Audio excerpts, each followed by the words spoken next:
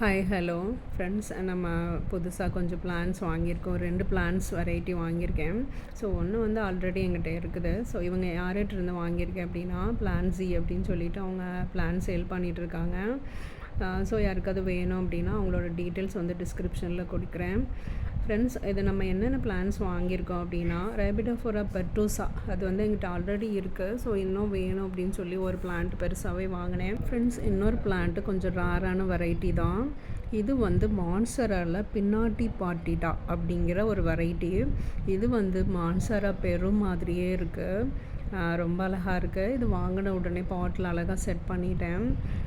இது பாருங்கள். ஸோ இது பெரும் மாதிரி தான் இருக்கும், ஆனால் வந்துட்டு கொஞ்சம் டிஃப்ரெண்ட்டாக இருக்கும்.